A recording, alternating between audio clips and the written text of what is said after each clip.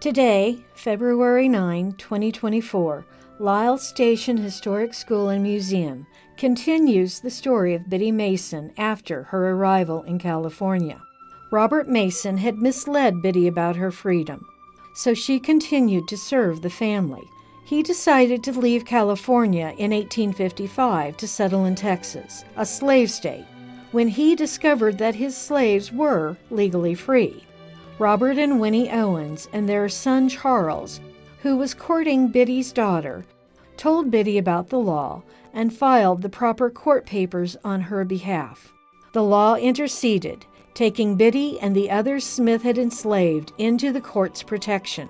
After living in California for 5 years as a slave, Biddy and the rest of her family walked out of the Los Angeles courtroom as free people.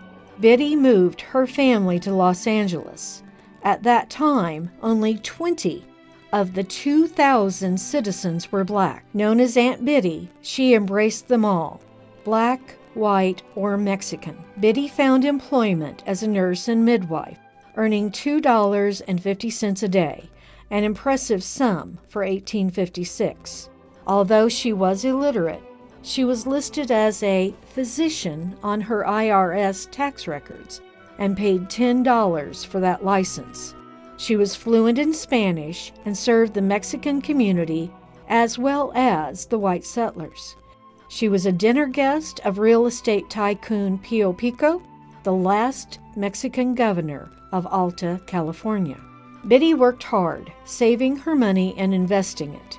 In 1866, she paid $250 for a lot and house in downtown L.A. In 1872, she and her son-in-law Charles founded the first African Methodist Episcopal Church in L.A., which first met in her home. She supported the church financially, paying the minister's salary and property taxes. After setting up her own midwifery business, she began investing in real estate. She moved into a second-floor apartment in the mid-1880s in a building she had built, with the first floor a commercial rental.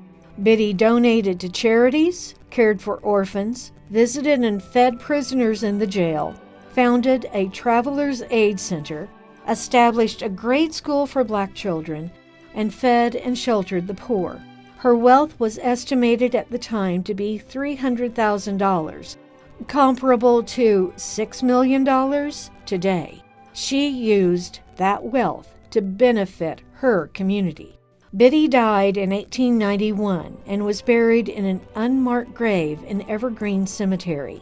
97 years later, a tombstone was erected at her grave, with a ceremony conducted by the L.A. mayor and 3,000 members of the AME Church, which she had founded.